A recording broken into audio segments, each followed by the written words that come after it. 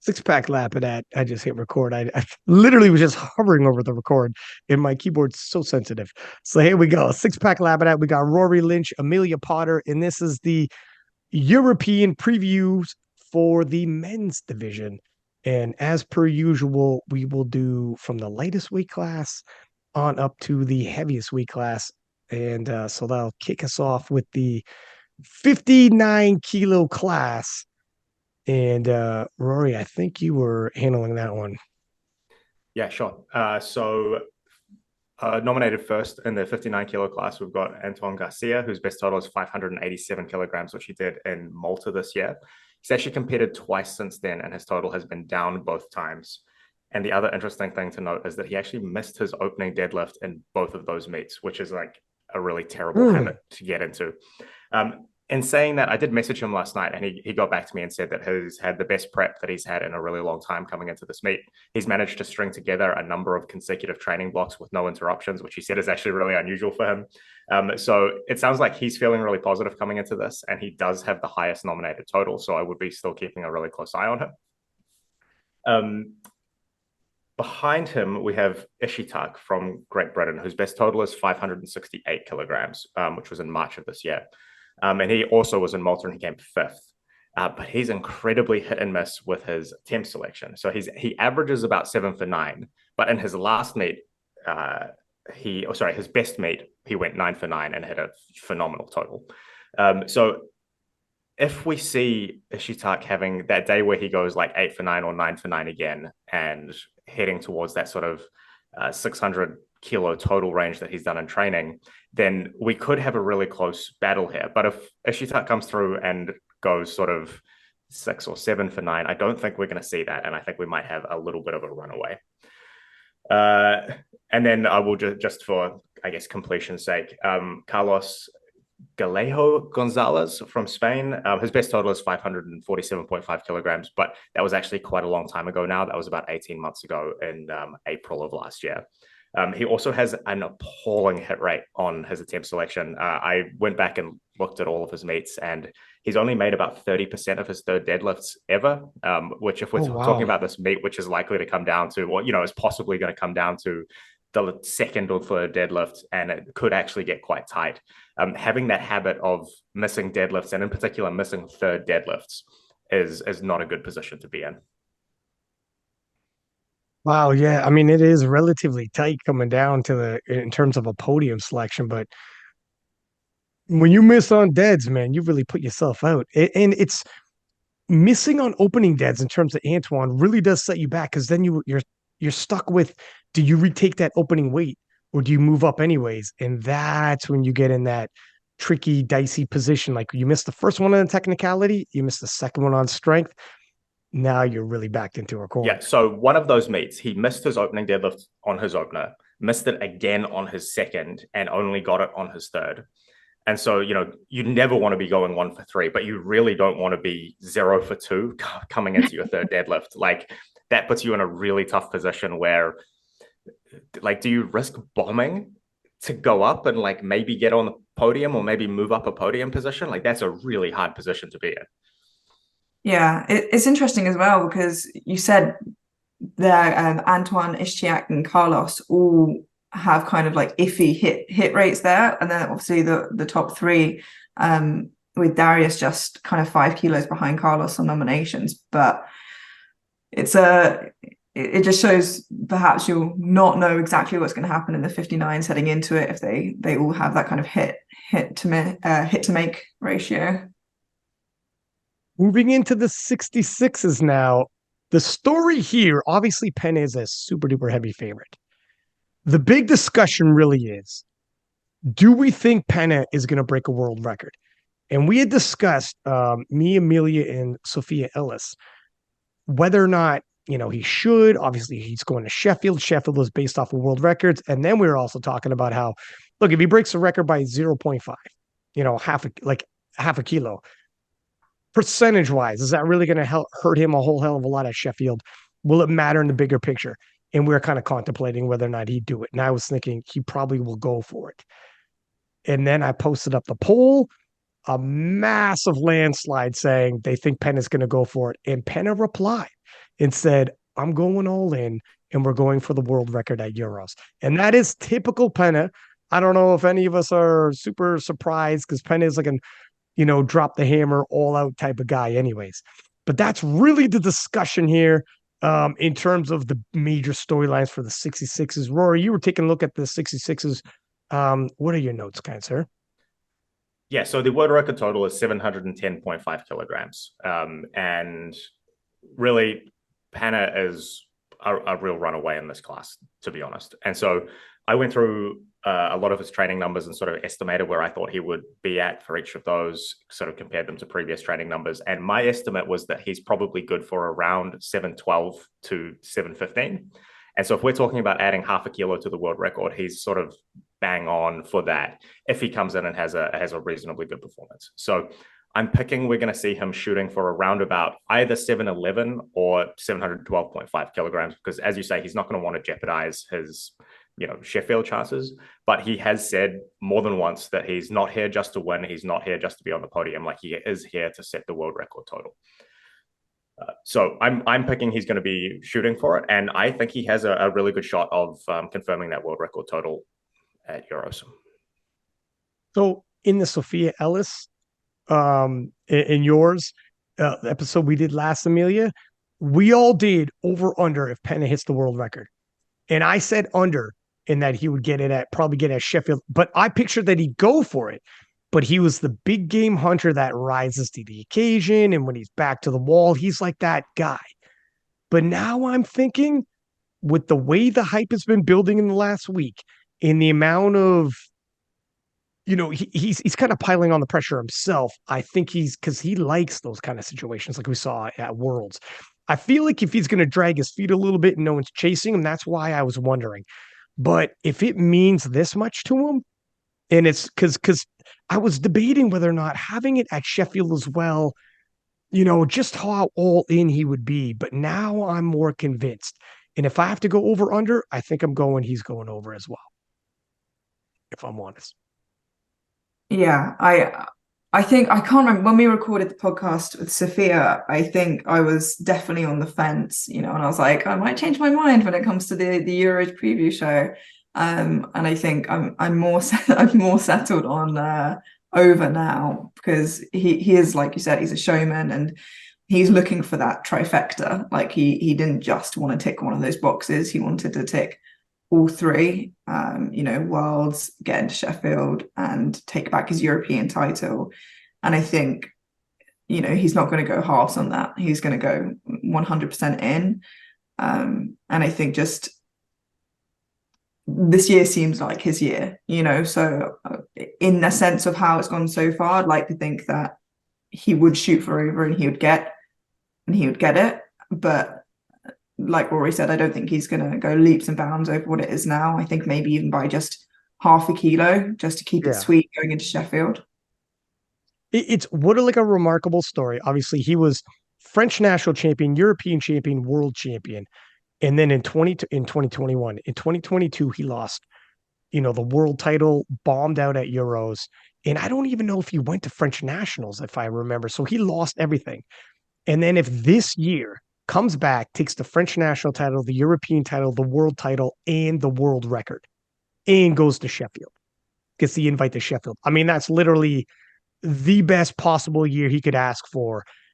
And talk about a remarkable comeback story for Penna, who's absolutely, you think about the last time he won the world title, he is just blown up on social media, online, his presence and his legacy and what he means like globally now. It's insane when he posts the type of traction he gets. Literally the only one who's catching up to him now is a Russell Laurie. It's him and Russ now who are like the biggest side, at least on the Mets. But maybe period. I don't know. I think a lot of people throw the word redemption arc or like redemption out there. And I think Panna is probably the best example of like, actually, no, that was a pretty big redemption year for him. And it's still going. 100%. Anything else we should take a look at, Rory, for the 66ers, sir? No, I don't think so. It's basically Penna's going to run away with this. And he's, with all due respect to the 66s, I mean, we got some quality lifters here for sure. But Pena is just, that the redemption story, and he's such you got a world champion in the rankings. What about the 74, sir? Speaking of world champions, we got a couple of them. We got a few of them, actually, if you want to include juniors. Yeah. So I took a really deep look at the top three of the 74s to begin with. But I think it's worth saying that immediately, Alexander Eriksson is out. He's pulling out of this meet. So he is obviously a former world champion, but he's injured his back just in the last 2 or 3 weeks. And so he's pulling out of this meet. He told me this is the first time he's pulled out of a meet in 12 years of competing. So I think this is reasonably severe, but he is planning to come back for the March Euros. And so he did actually send me a clip of Arnold Schwarzenegger being like, "I'll be back," which I did think was very funny. But no, so he's out for this meet. What I did notice, sorry, you go ahead. Go for it. Wow, I don't want to step on your toes. So you go ahead and I'll add on to your notes. That's all I was going to say about Alexander. I was going to move on. Well, I was going to say about Shell Beckland and talk about that, but I'll let you because I sent that in the chat. Yeah. Okay. So Shell Beckland, obviously, so one-time Classic World Champion, 4 times Equipped World Champion, if I got that right, and one-time World Games Champion as well.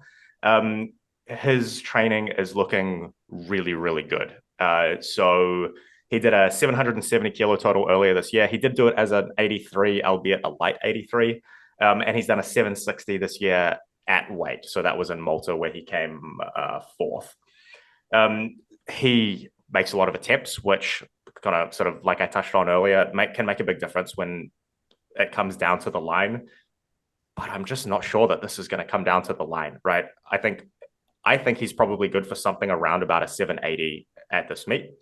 And I messaged him and he said that this is the first time that he's really focused on Classic for a solid amount of time since like 2017.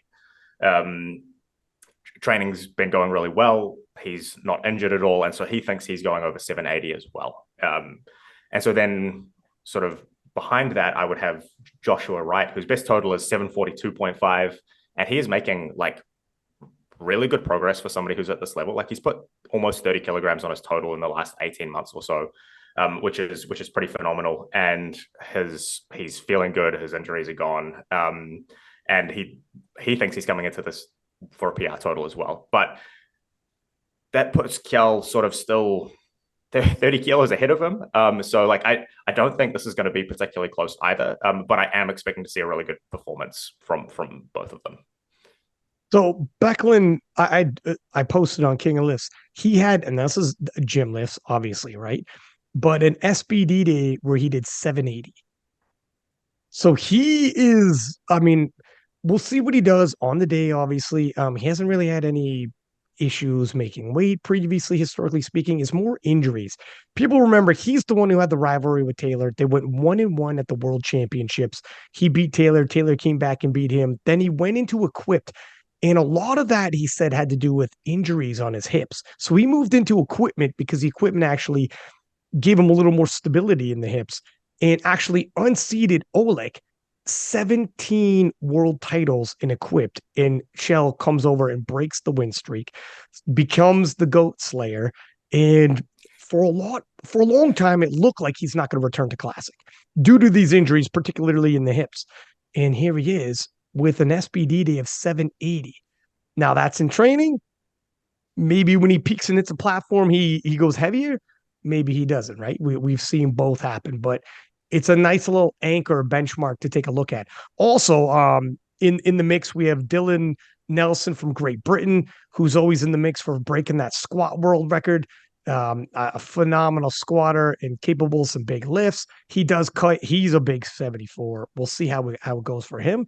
Young guy. And speaking of young guys moving up, Alberto, 2-time junior world champion, once in the 66s, once in the 74s, looking super strong. And I'm very interested in seeing where he's going to end up because with Alexander out, it is going to be battle between Dylan Nelson and Alberto to see who's going to get in that podium spot. Then they're both coming in with a nominated 724.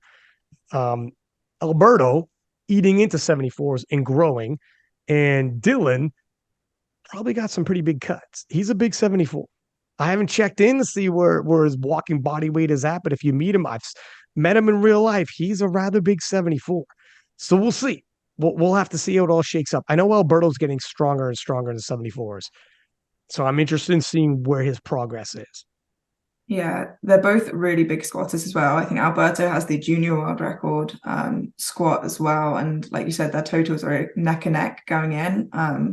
I think Dylan's nutrition and / therefore cut has been better as of late. Obviously, he's had a couple mishaps during his squats in the past, but he's been working with Kedrick, I believe. So hopefully a little bit easier, but obviously cutting into a weight class is always going to be a little bit more hectic than eating into one.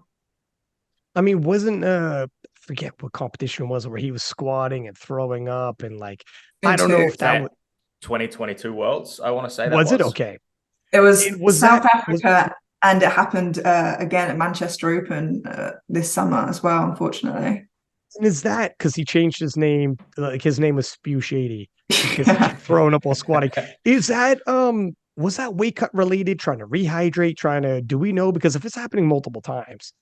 So I think rehydrating in South Africa, I think the kind of that sort of business, and I might be wrong, but I believe this is what it was. That it was that kind of stuff in South Africa, and I was actually helping handle someone who was going either before or after Dylan at the competition it happened at recently.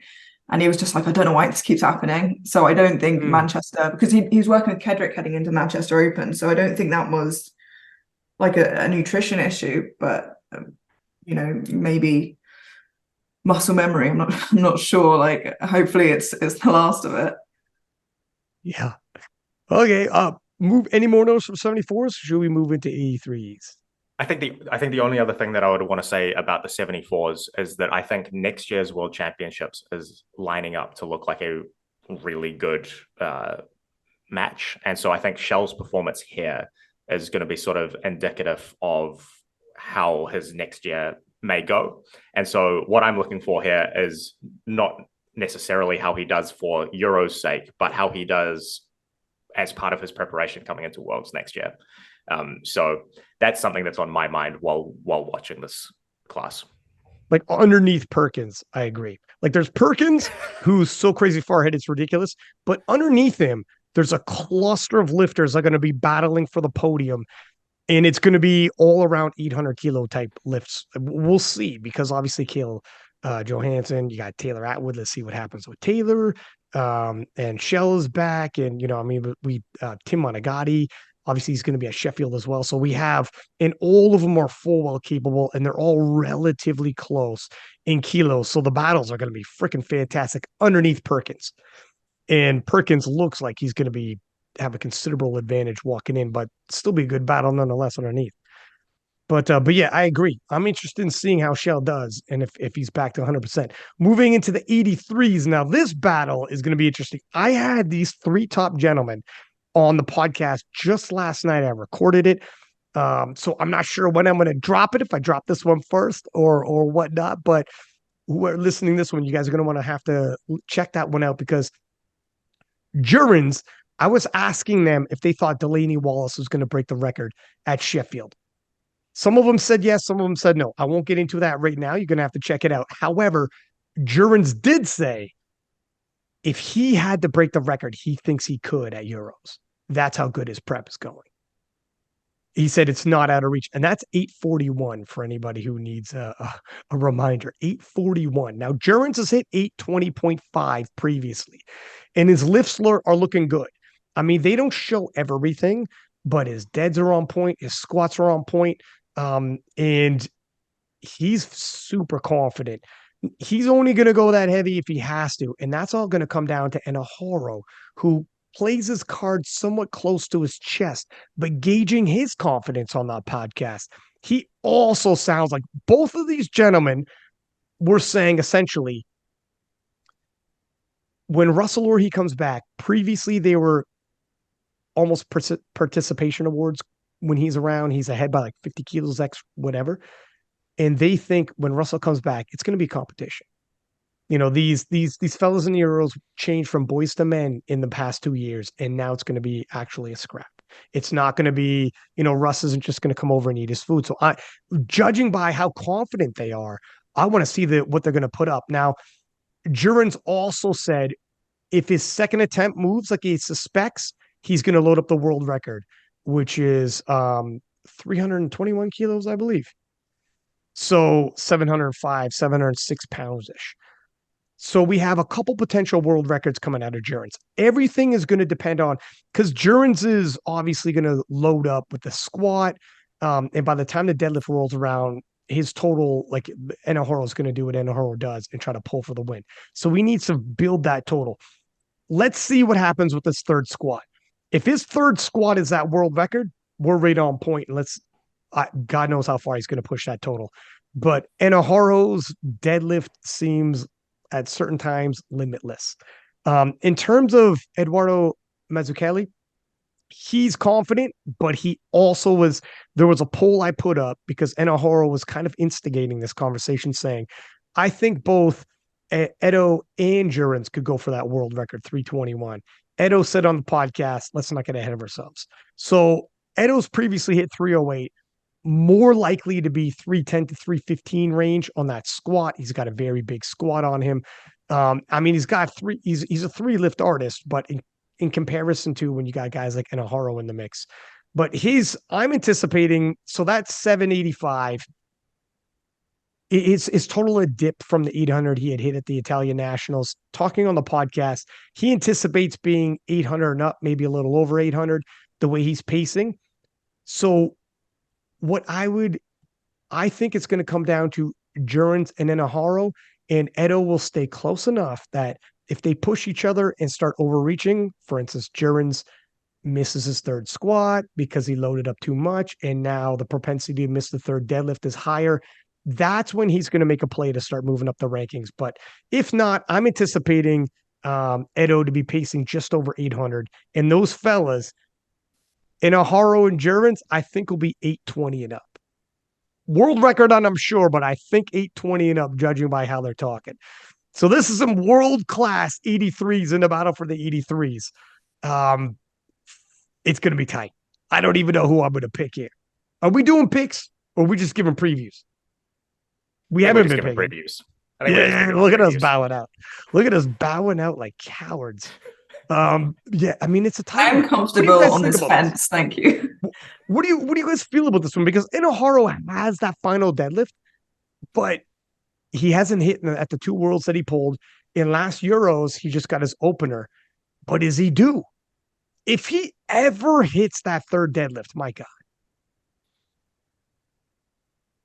I think one thing is for sure that, well, I can never say for sure, I know that, but, the top 3 would have to do something very wrong to not end up the top 3. They are pretty significantly ahead of the rest of the pack. So, should they get enough lifts in to kind of keep that distance, we know who the top 3 are going to be. And the order of that, like you said, depends on how many lifts each of them can get in, honestly. And we know that some, like, Jurens has had great days and put up great totals, and also less great days, and same with Enna. So, it'll be obviously who can lift the most for sure, but it's definitely be some game playing there, like how many lifts can you put out, because I think that's what it's going to come down to at the end of the day. Well, important to note that, sorry, Rory, are you going to say something? Important. Okay, here we go again. All right, I'll build it up. Important, sorry, dude. Important to note that Jurens, who had a bad Worlds but had a great prep, but left his best in the gym, and then 2 weeks later had the second best total of his career at Silent Worker. They took those data points and know what they did wrong, and this prep has been phenomenal, and obviously super confident. Eduardo as well, also 800 kilo total at Italian Nationals, dropped by 15 kilos at Worlds. He also thinks the data points that he collected from that world's experience, he's made the proper adjustments. And Enaharo also, even though he had a good world, he didn't have the worlds that he thought he was capable of. Attempt selection on those deadlifts is going to be key. He can't go super duper heavy too many times in a row at the top end because he's an 83 kilo lifter and he's pulling over 800 pounds several times in a competition. He even said it's a possibility he'll do an opener, not come out for a second, and just go all in for his third. Because we all know he's pulling for the win. We know this. And for him, it's almost like I want to win or nothing. With collecting medals at Worlds and everything he's done, does it mean more to win the European title or secure silver or bronze? I think he might go all in. He doesn't know for sure if he's going to do this, but if not scratching the second attempt, doing a much smaller second attempt to reserve the energy resources to go all in on the third, because that's something that at Worlds he had a pretty big second. He did a 370 kilo second attempt at Worlds. It's ridiculous how and to lift that much twice at a World Championships when you're an 83 kilo lifter is very difficult. I want an over under on you guys. The podium, 800 kilos and up. Rory, yes or no? Top of the podium or all of the podium? All of the podium, 800. They've all hit 800 kilos and up before, but they haven't all done it. They've been spotty at it. Under. Ooh. Pray tell why. You think people are going to push each other and start missing because... I think all of these lifters are reasonably inconsistent. Like all of them, if they have a good day, are going to be 810 to 840, right? Like on a good day. But not every day is a good day. We've seen some really good performances from all of them, and we've seen some like quite mediocre performances from all of them. Sometimes even back to back, sometimes coming off really good preps, sometimes coming off really bad preps as well. And so I just think the odds of all three of them putting it together on the same day, it's not impossible. I just don't see it happening. I think it's unlikely. I'll give mine at the end. Amelia, do we have a podium of 800 up? I'm gonna have to agree with Rory, but I will say 2-1. I will say I think 2 will and 1 won't, and due to the same reasons, they're going to be pushing each other. They're all gonna feel like they have something to prove. Like it is so close, they will be kind of pushing that, and I think as a result, it's not unreasonable to think that who the someone is, we don't know, but someone's going to miss somewhere. It's more likely, and we see that more often than everybody goes 9 for 9. I'm actually going to say all three go 800 and up, and I'll tell you why. I do believe them that they collected those data points on why things went wrong previously, and I think they've gotten strong enough that their off days are going to start floating around 800 kilos. But look, Malta wasn't a long time ago, and 2 of them went under 800. So you guys are not off. You're not being, quote unquote haters or whatever. And the thing is too, they're pushing each other. Like Germans is talking about loading up a world record squat on his third attempt. You can miss that.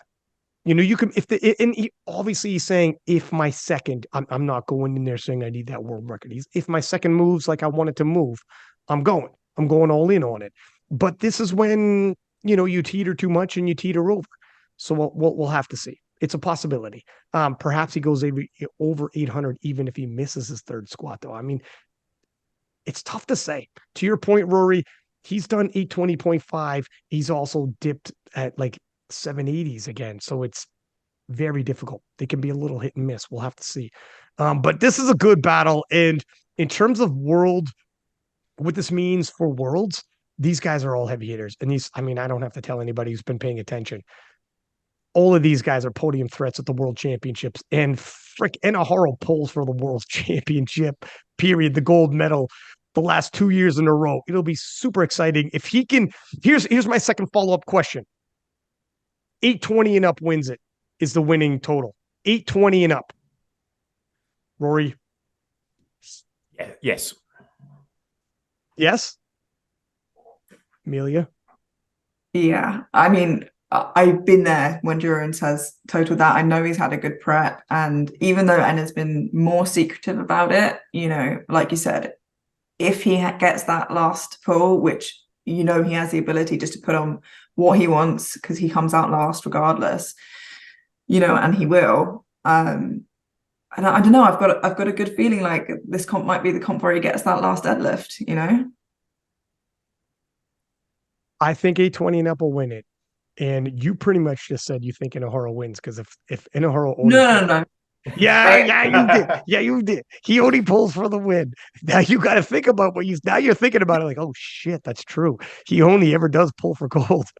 I honestly think it's like tossing a coin at this point between Durance and Enna. I will say I think it's between those two. On my side of things, but it's like I'm so firmly on the fence. I think I'm going to move in. You know. You're gonna lean towards Jones because you're a Brit, and he's gonna be like, what the hell in your DMs? But I agree, man. Eventually, Inohara's gonna get that third. Moving on to the 93s, talking about Brits. 3 division British champion Christian Ayendokun is I mean the prep's gone well. He's firmly in the lead in this one, and I'll tell you why. Based off nominations, obviously Rico Baden from France would be a very close runner, just a few kilos behind him on nominations. However, talking to Rico, injured himself and had to pull out due to that injury, unfortunately. That definitely makes Christian a much heavier favorite. He was #1 nomination, but now he's got a pretty big spread from Andrea from Italy. However, well, you know what? I say that he totaled 821.5 at Italian Nationals in October. In Christian, whose prep has gone well, is nominated with 822.5. Now it all depends if you believe, because Christian has also hit 842.5. So their nominations are a little deceiving at that. Christian's done more than his nominated total. And so is Andrea from Italy. A 20 kilo spread when you're this deep isn't crazy. You could see once you hit the platform, one guy goes 10 kilos in the wrong direction. The other guy goes 10 kilos up, and now we're neck and neck. I'm still going to say Christian is probably at nominated 1 is probably still the favorite, and based off what I'm seeing, but it's a closer battle than maybe the nominations might have said due to the Italian Nationals in October. It will 821.5. It's a decent jump from its previous nominated total, but is that too soonish? Look, we're just at the end. We're just at the beginning of December. That was October. I don't know what kind of turnaround most people like, but when we talk about 4 to 5, 6 weeks ish, most lifters start saying, and it's international flights, most people start saying, it's a little tight for me. I don't like having to do that if I can avoid it. So we'll have to see how that also hits. But I'll take Christian. Robin Larson from Sweden reached out to him and got a little feedback on how his prep has been. And the Swede said prep has never been better. Nominated an even 800 kilos. What exactly does that mean? Is it enough to cover the 21.5 kilo spread and possibly nudge into silver? I'm not sure. I'm going to put him in as a bronze medalist. Although Mark from Spain, Rius, is very close as well. The nominated 795, and he's got the bigger deadlift, and you know how that goes. He'll have the last say. But flying a little blind because I'm not seeing the social media posts. I'm just going off of feedback from the lifters. So hopefully I'm not being led astray here. But if Robin has got the best prep ever, I guess I'll lean towards him for for the bronze medal here. But there's your 93 kilos. It's tough that Rico's gone because I think Rico and Christian would have been a good tilt. Rico, his 818 nominated, he's stronger. That's an old total. I mean, he's lifted since then. He's been dealing with injuries. His totals hasn't really increased since then. As a matter of fact, it's gone down a little bit, but he's capable of more. And hopefully he can get injuries gone back on the right track and like display his full tilt, what he's capable of. Because when he does, his total is going to shoot way up from there. Any notes you guys want to toss in the 93s? You ready to move on to the 105s? All right. Well, the 105s, it's return of the king, Anatoly Novopismani, 2-time world's best lifter, returns, but so does Emil Norling. And this is where things get a little bit interesting. Anatoly, we all know the dominant force he's been in the 105s. Capable and has the world record, 940. Now, we got some USCPL lifters coming over, and they're going to contest that. I got you before anyone listening starts telling themselves that. But at Euros, at the European Championships, the last two times Anatoly faced Emil Norling came out on top. He's 2-0 at the European Championships against Anatoly for various other reasons, sometimes injury. Last year, of course, Anatoly, with the war going on in Ukraine, he was coming back. He said, I'm not 100%. My conditioning's not up, but I want to hit the platform. I want to lift. So obviously Anatoly at Sheffield looming, coming off of the World Championships. What kind of conditioning is he in? Checking out social media. He's shifting decent weights, but I'm not seeing a lot of top-end singles, but he doesn't always show a lot of top-end singles. He can be a difficult guy to read. Emil, when I posted online and I said, these guys are going to clash again, Emil was quick to echo, yeah, last two times we clashed at Euros, I won. And Emil's top end, I know 940 is Anatoly's, but Emil at 928.5 isn't that far behind. 12 and a half kilos? Sorry, 11 and a half kilos when we're inching towards the mid 900s. That's a bench press attempt away. I mean, these gentlemen at the top end, if they're both 100%, are 11 and a half kilos spread between them. We just think of Anatoly as such a dominant force because he wins best lifter when he wins as well. So it feels even more overwhelming, but Emil is in it. And then, of course, there's Britain's Ben Pape. I reached out to him. Prep has gone very well, and he's expecting good things. I think Ben is a very solid bronze medal. Ben himself said, I'm not going to catch Emil. I'm not going to catch Anatoly, but I think he's going to end up on the podium. How do you guys see this battle? What are we dealing with here? Because Anatoly just did Malta. He's got Sheffield, and here we are right in between. Yeah, I think Amelia, you go. I did. So Commonwealth of us. So I think, like you said, Emil and Anatoly aren't so far apart, but I think they're probably coming in with slightly different mindsets. You know, Emil is pushing, perhaps feels like there's something to prove, like I can beat you for a third clash. You know, I know you're going to Sheffield, but I can still out total you here.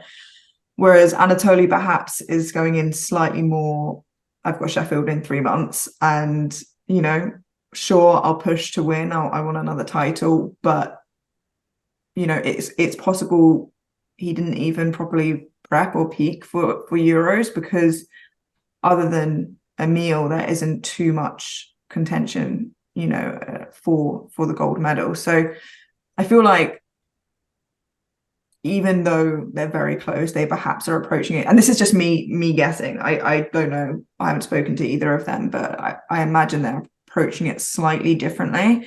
But that's not to say it won't still be close. Obviously, Emil has that massive deadlift, so can just wait until that final pull and decide, you know, what he needs to do. What are you thinking there, Rory? I generally find it very hard to bet against Anatoly. Like, obviously, he hasn't come best off the last 2 Euros. And this is a little bit of a strange meet because even though it is the European Championships, there isn't really a lot riding on it. Like, this isn't qualifying for anything. There's another European Championships in like 4 months. He's got what is debatably the biggest meet in the world in about 3 months.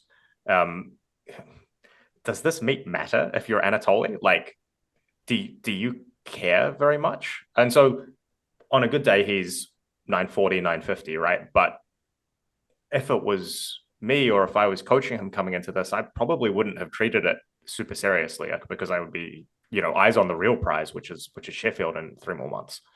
And so I think this is going to be way closer than it looks on nominations. Like, you know, like we say, it's 11 and a half kilos. It's a little bit over 1%.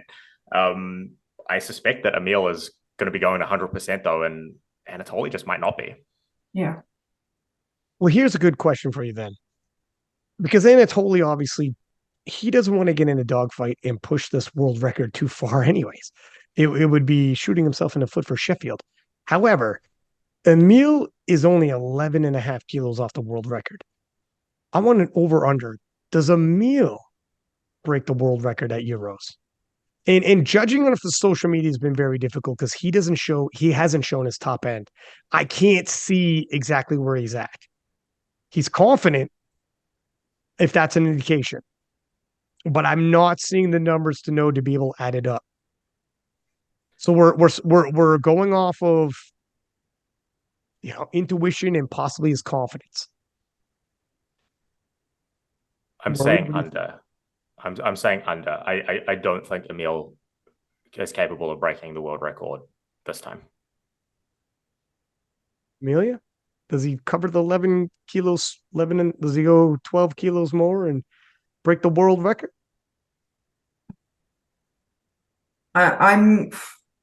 I feel like such a negative Nelly every time I've said I think under. I'm so conservative. Speak your truth. Speak your truth, Queen.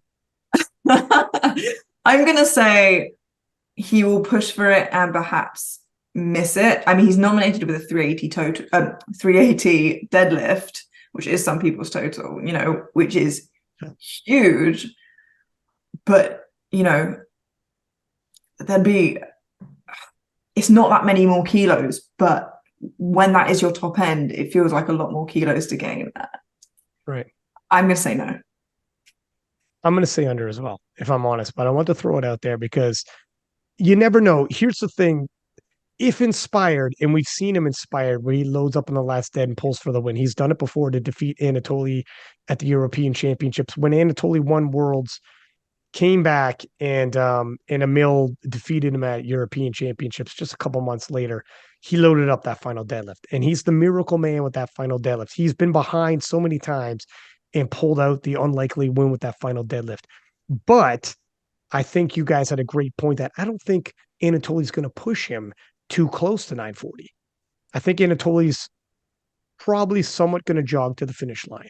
And as such, I think Emil isn't going to. Why would you load up with more than the world record if that's more than you need to beat Anatoly, take the win, and become a European champion again? So for all those variables, and I think you guys are right, I think Emil will not, at least not this time. And then in the future, God knows where that world record's going to end up because Ashton Rouska is coming. So we'll see. And of course, Anatoly is going to have another run at it at Sheffield, and that is where I think Anatoly will take the world record from 940, probably into the 950s, and we'll see where that ends up. All right, moving into the 120s. Jonah Van Dijk from Germany, junior silver medalist, was on the podcast. Training's been going well, and I asked him because Tony Cliff in the 950s. In the 950s is really where you start becoming an elite 120 now with how stacked the 120s are coming. Obviously, Bob Matthews coming over from the USAPL. The 120s are so stacked for the 2024 year. Jonah has an opportunity right now to make a statement. I asked him, is the 950 range probably a target for these European championships? He said he'd hope so. Can he make the spread? I think he'll get at least close.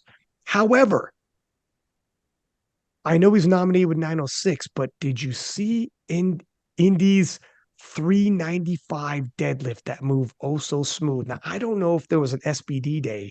Probably not. So how does this deadlift move after he's already maxed out on squat, maxed out on dead? Oh, by the way, his squat is moving phenomenal too, squatting 350. Like his numbers are absolutely insane right now. I think Indy is also capable of floating around the mid 900s now. Both of these people, it's going to be a dogfight. I think they're going to push each other towards the mid 900s. Are they going to hit the 950 range? Before I ask you guys that, and I'm going to throw this on you like I have been. Quick note, Coco is pulled out due to injury. So the obvious, the next guy up for a bronze medalist would likely be Matthias from Poland. And it's a shame, Coco, he's been dealing with some injuries, but yeah, it's, sorry, He hasn't pulled out. He said he's going in as a small 105. He's going to compete, but he's not looking to do a major push. So he hasn't pulled out. Sorry, that was I'm mixing my note up with him and Rico. But injuries have been plaguing him, and if you're wondering, he's not ballooning into the 120s. He's going to be a small 105. This is a stay busy, somewhat meat, and he's not going to be probably going out to make a major push. So that's why I'll take Mateus. But so really, this is going to be a focus on the two gentlemen at number 1 and number 2. 950. How many lifters hit 950, the 950 mark? 0, 1, 2. Rory, you go first. 0. Ooh. You think it's just too big of an ask? I think it's too big of an ask. Like, I think both of these men are capable of that, but like a 25 kilo total PB would be a really big total PB for Jonah, and 44 for Indy. Like, his training is going well, but is it going 44 kilo total PB well? Like, that's just a really big ask on the best day, and doing it on not quite the biggest platform in the world, but one of the biggest platforms in the world sort of adds pressure to that. And so if we were talking, can Indy do 950 today in the gym, or can Indy do 950 today in a local meet, I might be a little bit more positive about it. But with somebody else pushing him at a reasonably big meet, we've kind of touched on why it may be not as high pressure as a continental event might sometimes be, but it is still a reasonably big meet. And going for a really big total PB, my God, I'm turning into a professional hater, aren't I? But yeah, I don't see it this time. You got to be a realist. Amelia, what are you thinking? Jonah and Indy don't strike me as the type of people who necessarily will get too shook up by their opponents moving in certain ways. So I think that might affect them less than other people. 350, 950. I don't know. I'm obsessed with the 300 today. 950. I was trying to do some maths. I think, like Rory said, it's a lot to put on the total. Both these nominations are coming from their respective worlds, open and junior. I will say very close, maybe in the 940s. But 950 itself, I think, is a big ask. I was very quiet during Rory's because I was trying to do the maths. But Jonah competed in August with that total, Indy in June. So they both had like a fair amount of time, Indy slightly longer, and obviously his training has been very, very good.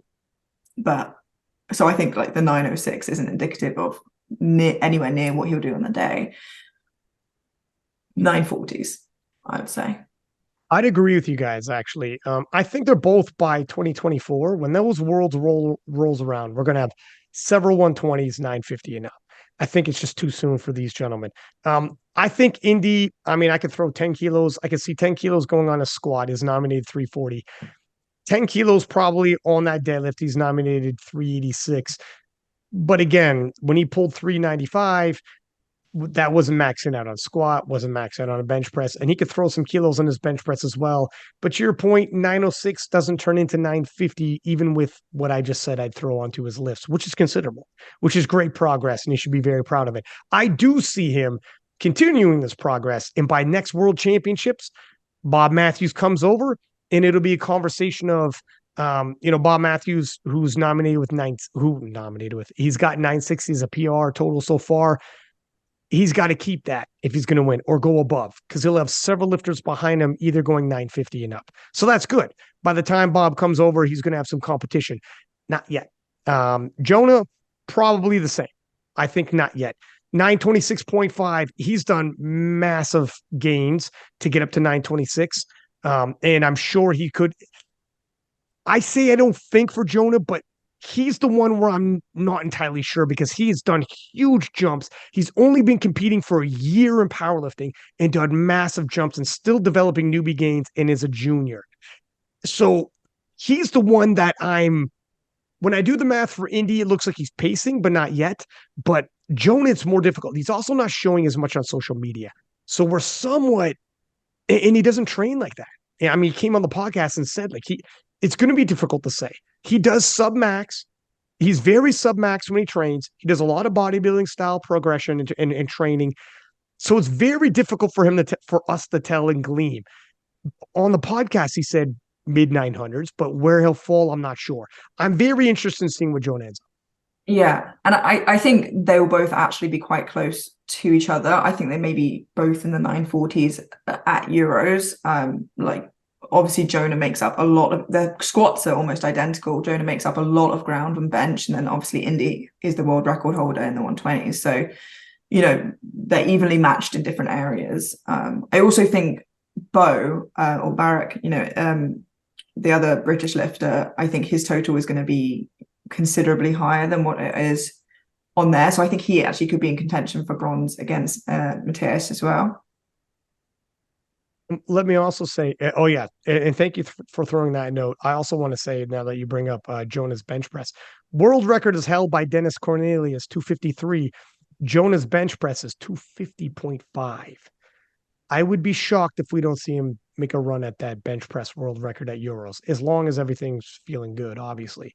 But at the very least, Jonah's going to take an attempt at an open world record, which is obviously a year in is crazy.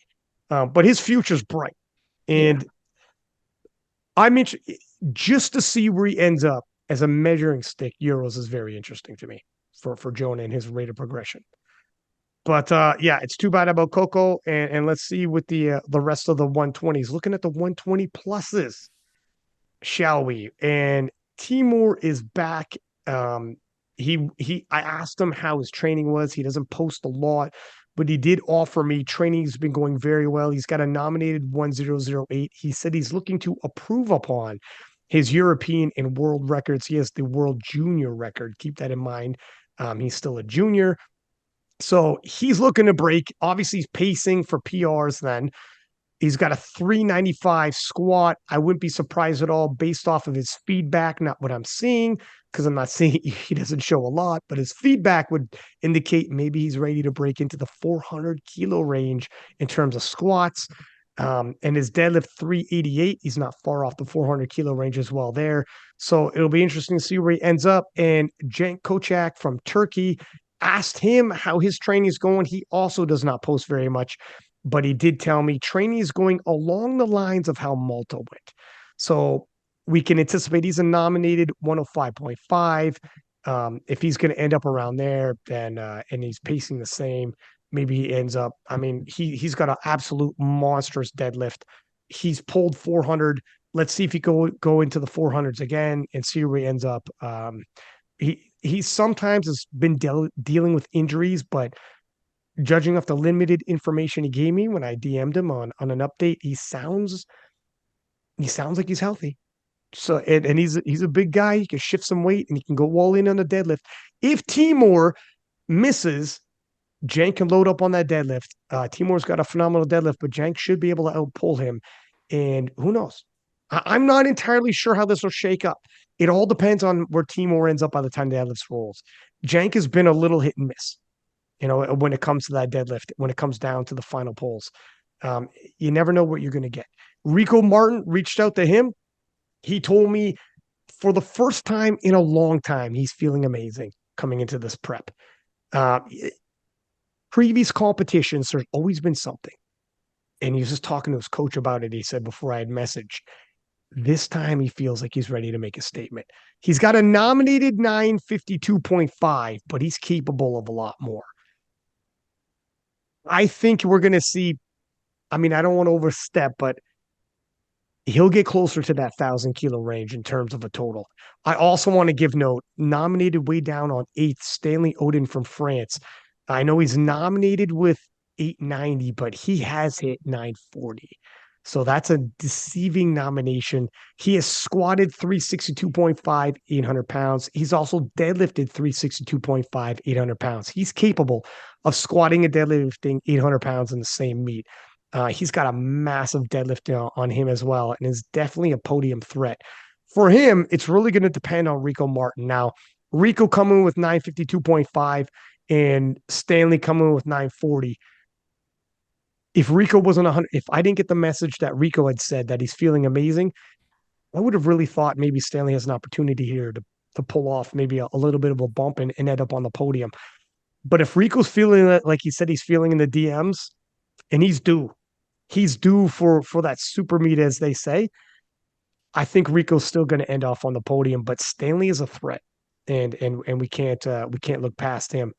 And obviously, we got a lot of the rest of the field that we're used to seeing. Aaron Thompson from Great Britain, massive squatter, made a load up over 400 kilos on his squat. Absolutely phenomenal squatter. You've seen him at the World Championships.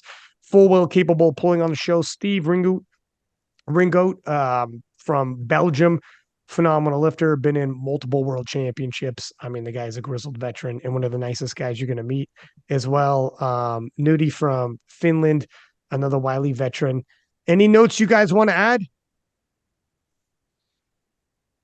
Pretty much sums it up on the men's side. And I'll tell you right now, my pick, I think Great Britain will win on the men's side for national teams. What do you think, Amelia? It would be rude for me to say. All righty. Well, any other notes? What do you think there, Rory? I know I didn't ask you ahead of time, but do you have any ideas you might be thinking for a national team? Oh, look, I think France is always a good bet. I think Great Britain is probably a good bet as well. And just because I'm enjoying sitting on the fence today, I'll say that the Italian team is looking really strong, and it looks like they've sent quite a lot of lifters as well, which is actually a huge benefit when we're talking about these team placings. By the time you've got people in sort of picking up thirds and fourths here and there, that ends up stacking up to quite a lot of team points across the board. So, like if it was one of those three countries, I would be not at all surprised. There it is. All right. Well, listen, everybody, make sure you also tune into the Women's European Preview Show. As always, please do give us high ratings. Post up in your stories, your picks. We will respond as long as I can see them. Bear with me. I'm not going to see them all. And until next time, six pack Lapadat, six up, and we are out.